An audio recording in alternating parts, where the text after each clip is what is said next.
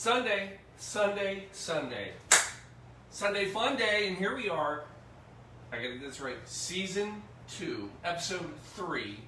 If you're keeping track, it's like number 65. Alright, whatever. It doesn't matter. I mean, it's not like we're doing them every day or anything anymore. So, we are here. Another great show. If you've read it, Cusco, what the heck? Don't worry, I'll explain it. I'm going to tell you right now. If you're trying to figure out the t-shirt tonight, this is just shout out to Westside Brewing because they're open. We've already been there. We're supporting the local breweries, one of our favorites. We'll see you maybe tonight. And anyway, on that note, who's ready for a cocktail? Sunday night, I promise you I'm going to get you started every night. Every week. Not every night anymore. I apologize. So, let's head on in. Blue Monkey Quarantina. The question is, guests or no guests? I think yes, guests. And here we go.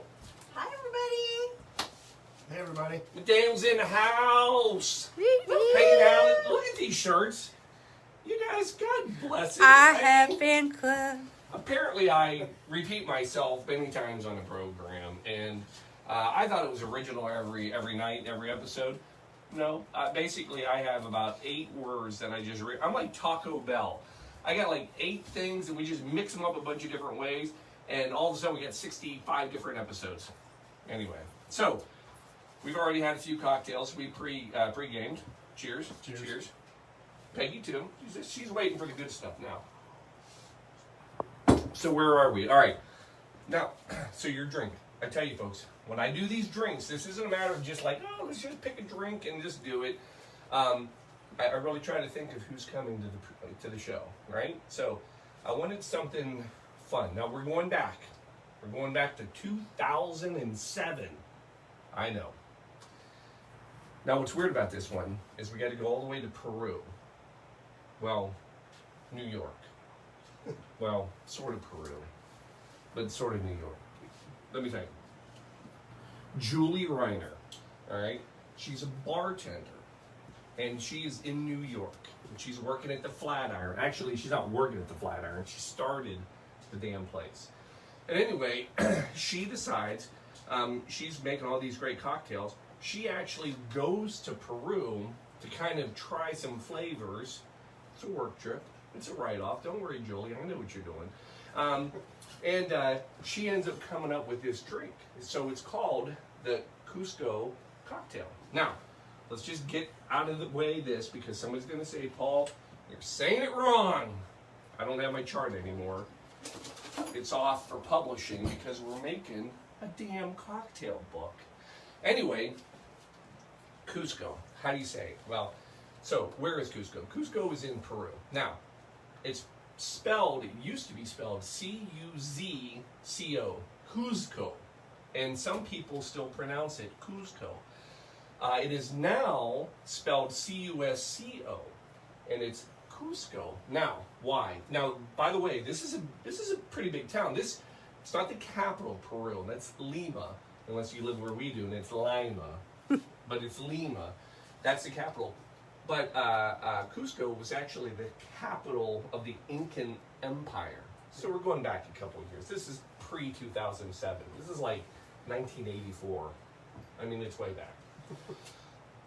Anyway, 40 years ago, the mayor of Cusco, he actually changed the spelling from C-U-Z-C-O to C-U-S-C-O. And the reason is they want it to be pronounced Cusco. And here's why. If you go even further back to the Quechua, that's the language here is either Spanish or there is actually even an earlier language called Quechua.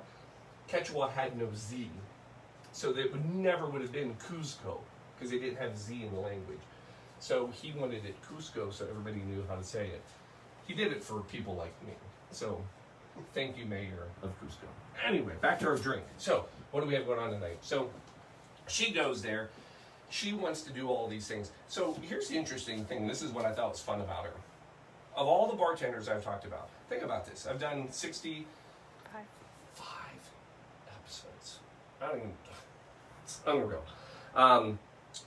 I'm actually going to start getting unemployment for not doing these shows soon, so that's good. Anyway, but in all the episodes, how many female bartenders have we talked about?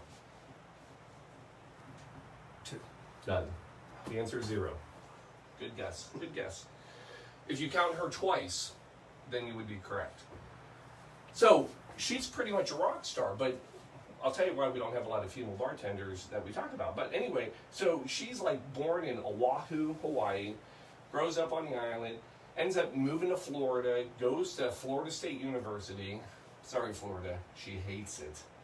And yes, she leaves, goes back to Hawaii, and decides that she's going to finish up there her senior year and she's been working at bars, and she's like, I want to be behind the bar. So this is kind of her goal. So she starts, it's an all union in Hawaii, all the bartenders, and she cracks into the union. She gets a job, starts making her own drinks, comes up with her own little cocktails, moves back to the U.S.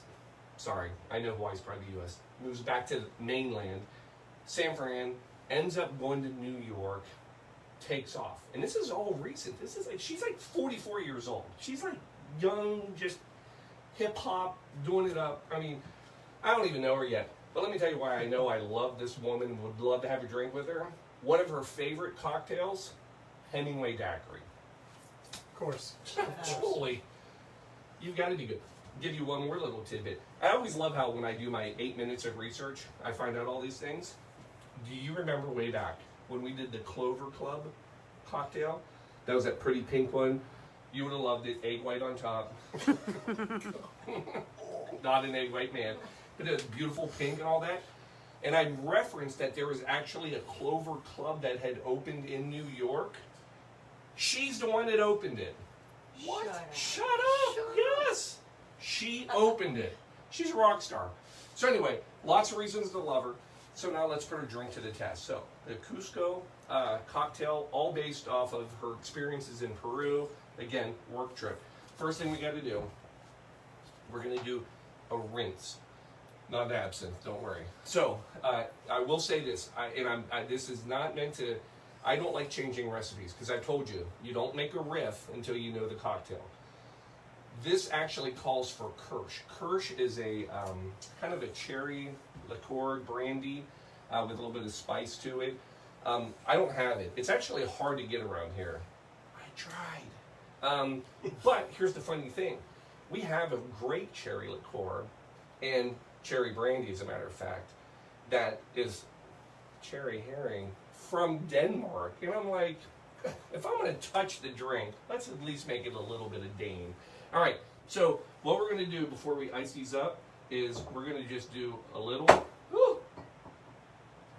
splash in each one. And then what you're going to do, you have to do a little rinse. So it's just taking this. Now I can tell you why she probably picked the other one instead of this is because mine has a little bit of color to it. Kirsch is a little bit, is clear. Oh. So it's just a rinse, get a little flavor on the sides. It's mesmerizing, isn't it? If we had a small hamster, I could put him in here. That would really make this fun. All right, then you're going to take all the extra, pour it off, and then pour it back into the bowl. Good Lord, don't do that. Come on, people, I'm better than that. We'll pour it off into another glass. I'll drink that later. All right, so that's your do. Now, ice up your glasses. Now, you know what I like to do. I try to spill a little bit of ice, if possible. There's one.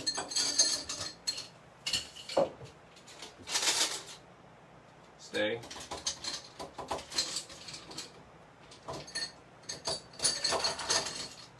It's not bad. Not bad. Get that on ice over here.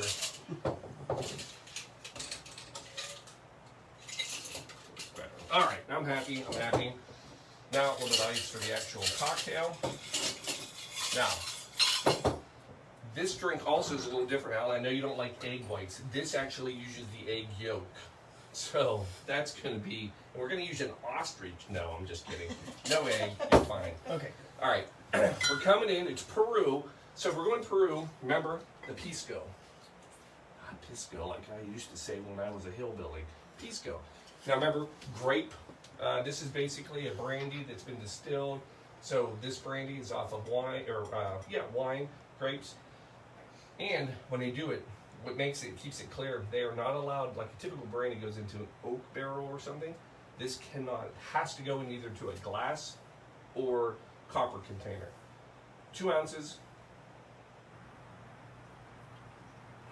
Boy, it's gonna be tight. It's 2 for each. Because why, And Alan? One And one for and sure. one for Shelby. So that's yours. That one's mine. And one for Shelby. What did you say, Peggy? And one for show. Love it. All right, so there's our Pisco. Then coming in with our Aperol. Notice a new bottle because the other one we kicked off earlier this afternoon, introducing the old Aperol Spritz. Loving it. Loving it. Alan, you had some you enjoyed, right? Well, No, he's not admitting anything. So 3/4 of an ounce. I'll just go one time, 1.5 ounces in each one. Saving time. Oh. All right. Cheers. All right. 1/2 ounce. Grapefruit juice. Yes, if you have fresh grapefruits, get them. 1/2 ounce, so that's one. We're done. Oh, I guess I ought to put it in both of them. Trying to keep up, people. I know I'm having trouble. Little simple syrup, 1/2 ounce per, so 1 ounce in each one.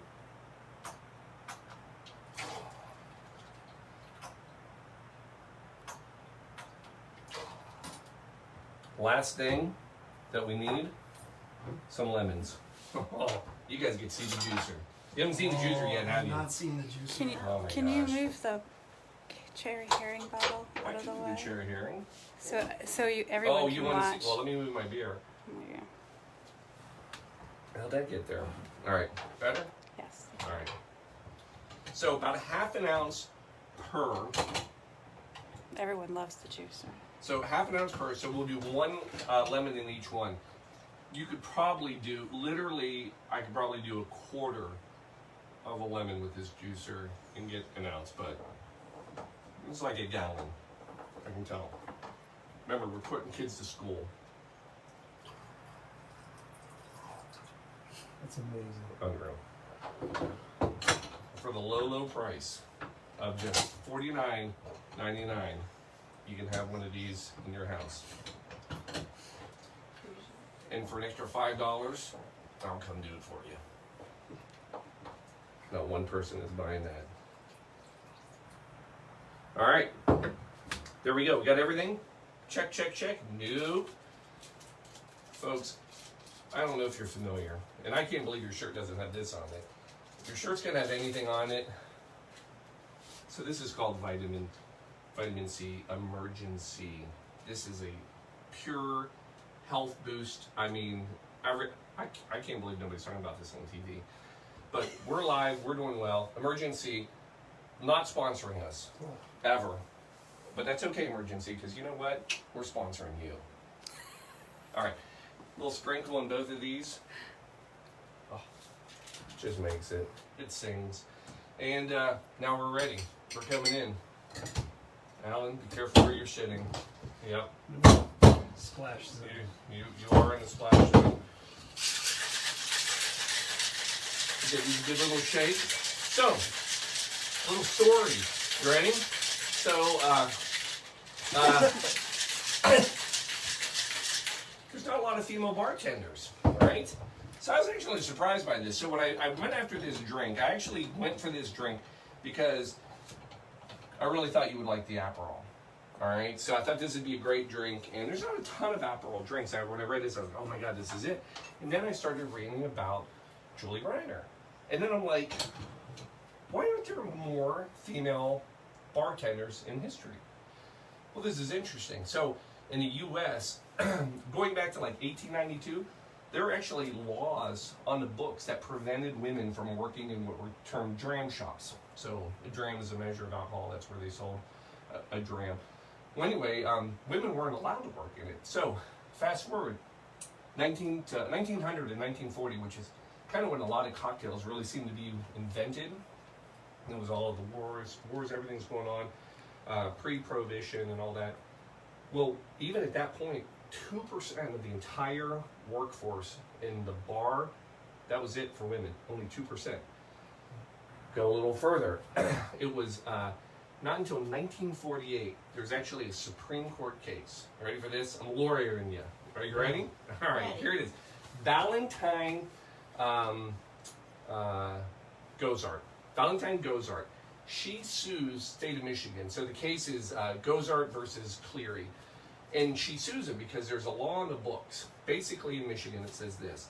Women are not allowed to work in a bar establishment unless they were either married to the bar owner or a child, so a daughter of the bar owner. And they thought it was illicit, lewd, just not a proper place for women. This is 1948. This is not that long ago. So this case goes all the way to the Supreme Court. Keep in mind, at that time, there were 17 states with laws similar to this. Women weren't allowed. Goes all the way to the Supreme Court. She loses. The Supreme Court held that Michigan had a right to keep women from working in bars. And actually, after that case, it went up to 26 states that put laws on the books, basically saying women weren't allowed to work in a bar. So you have to go all the way to 1964, when we had the Civil Rights Act. That is when women actually, for the first time, were able to freely start working in bars. So historically, when you go back and try to find great cocktails made by women, that's why you don't find them. Because they just weren't allowed. I was, I'm sure there's a lot more there, but, in 8 minutes, that's about all I can wrestle up. So, now we're coming in. We're going to top these off. It's a pretty drink. This is supposed to be, so, our girl, lady, woman, Julie, she was known, and this is going back to her Hawaii, Oahu roots, she was known to always use very fresh, tropical ingredients. So I'm sure the mix of all this, she was right on. Last thing we're going to do, we're going to put a little lemon. Remember, when you do that, do it right over top, so you can kind of get that little lemon spritz. It's called a spritz. It's technical. Don't try and keep up. It's tough. Peggy, you ready for this? I'm so ready. Alan. By the way, tip jar over there. Big old donation. Thank you for participating in the coat drive. And all of you who've done it, thank you. And those that you haven't, I don't care. I don't like kids either. So you can go that route too. All right, so everybody pony up. You guys get the fancy glasses. We'll take these. Shelby, did we forget anything? We're there? We are there. All right. Give the old cheers. Come on in. Chink, chink, chink, chink. Let's see what we got. Oh. There you go. That is good. I mean, you know what I mean? Is that delicious? It's delicious. It's delicious. Right?